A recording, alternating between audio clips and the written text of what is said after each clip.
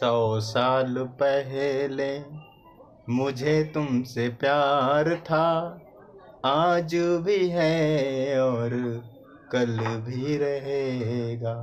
Hello students, मैं हूं अनंतराम और आप देख रहे हैं अनंतराम इंग्लिश क्लासेस। ऐसा नहीं है हम गाना गा रहे थे, गाना नहीं गा रहे थे, कुछ सिखाना था आपको। क्या सिखाना था? जो गाना हमने गाया है ये 3 टेंसेस में जाता है आपका। कितने टेंस में जाता है? 3 टेंस में। प्रेजेंट टेंस, पास्ट टेंस और फ्यूचर टेंस, तीनों टेंस में इस गाने में आ जाते हैं। इसलिए आपको ये गाना बताया गया है। इस 100 साल पहले मतलब पुरानी बात है, ये हो गया आपका पास्ट टेंस। 100 साल पहले मतलब पुरानी बात है, पास्ट टेंस में हो गया। मुझे तुमसे प्यार था, यहाँ तक तो पास्ट टेंस है आपका। उसके बाद में दूसरा आगे आता है आज भी है, मतलब प्रेजेंट टेंस हो गया आपका। और कल भी रहेगा मतलब फ्यूचर टेंस। तो यहाँ पर आपको ये लाइनें जो सुनाई गई हैं आपको, ये केवल टेंस को प्रदर्शित करने के लिए सुनाई गई हैं, जिसमें तीनों टेंस आते हैं, प्रेजेंट टेंस, पास्ट टेंस और फ्यूचर टेंस। तो स्टूडेंट्स, आज हम पढ़ेंगे स्पोकन इंग्लिश क्लास नंबर 37। ये भी कुछ एक रंगीन क्लास है आपका आज का। इसमें भी आज सेंटेंस भी सभी रंगीन है। पहला सेंटेंस आपका आया है, संभल कर चलो कहीं ऐसा ना हो कि गिर जाओ। बड़े ही दुर्लभ सेंटेंस हैं, जिसको इंग्लिश में बोलने के लिए आपको अक्सर बड़ी ही कठिनाई होती होगी या हो सकती है, लेकिन यहाँ पर आप सीख रहे हैं तो आपको कठिनाई नहीं होगी और आप ऐसे सेंटेंस आसानी से बोल पाएंगे। तो इसे बोलेंगे, walk carefully lest you should fell down. संभल कर चलो कहीं ऐसा ना हो कि गिर जाओ।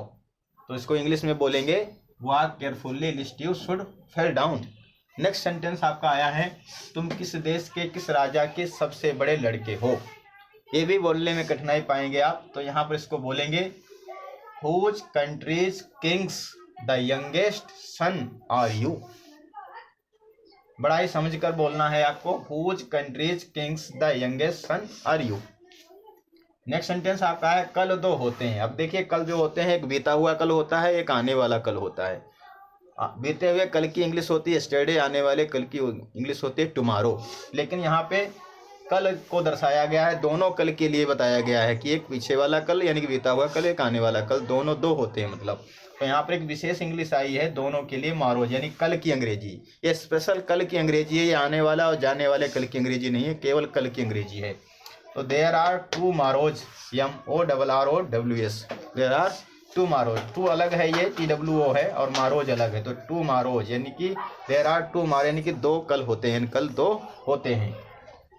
नेक्स्ट सेंटेंस आपका आया है, किस किस ने किस किस को कब कब क्या क्या दिया। तो ये भी सेंटेंस आपका अजीब है, इसे देखेंगे, who gave what to whom and when. Who gave what to whom and when. Next sentence आपका आया है, तंग व्यक्ति ने तंग गली में तंग गधे को देखा। तो इस सेंटेंस में आप एक विशेष इंग्लिश देखेंगे। 3 हिंदी आई हैं, तंग तंग 3 बार, लेकिन तीनों का मीनिंग इंग्लिश में अलग अलग है। तो इंग्लिश में तंग का मीनिंग यहाँ पर आया है, पहले का है तंग व्यक्ति सैड आया है, दूसरे का तंग टायर्ड आया है, तीसरे का तंग नैरो यानी कि सकरी गली। तंग का मतलब यहाँ पे थका हुआ, यहाँ पर है दुखी, और यहाँ पर है सकरी गली। ठीक है, तो यहीं से इसे इंग्लिश में बोलेंगे, sad man saw the tired donkey in the narrow street. Next sentence आपका आया है, मैंने आली में एक आरी देखी। आली क्या होती है? आली आपको दीवार के अंदर बना हुआ एक जगह ऐसी होती है जहाँ दीपक वगैरह रखे जाते हैं। पुराने घरों में ज़्यादा बनती थी, आज भी बनी होती हैं, गाँव वगैरह में ज़्यादा देखने मिल जाएंगी आपको। एक आली जैसी चौकोर बनी होती है या मंदिर के आकार की मतलब बनी होती है, जैसे मंदिरों में जो है मूर्तियां रखने के लिए, छोटी छोटी मूर्तियां रखने के लिए बनाई जाती है, उस तरीके की भी घर में बनी होती है दीपक वगैरह रखने के लिए, तो उसे आली कहा गया है। और बड़ी बड़ी भी बनी होती हैं। तो यहाँ पे बड़ी आली की बात चल रही है, मैंने आली में एक आरी देखी। और आरी आपने देखी होगी, पेड़ काटने वाली, तो वही है। यहाँ पर तीनों की अंग्रेजी वही आई है, देखना, देखने की सी होती है आपकी इंग्लिश वर्ब आती है, सेकेंड फॉर्म इसकी सा होती है।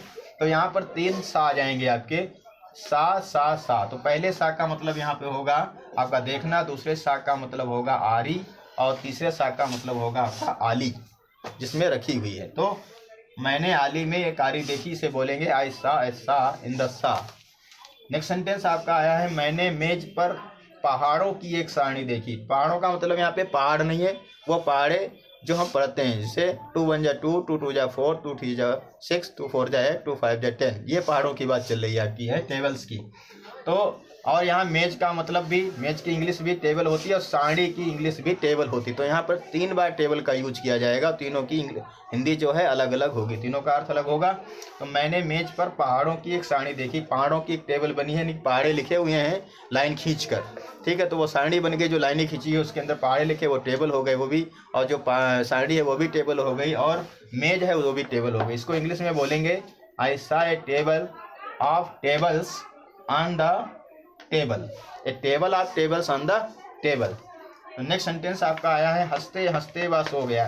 ये आपका रिवीजन कराया जा रहा है। पिछले वीडियो में आपको ऐसे सेंटेंस बताए गए थे, जिसमें हमने बताया था 2 तरीके से बना सकते हैं। पहला तरीका होता है व्हाइल लाफिंग ही स्लेप्ट, या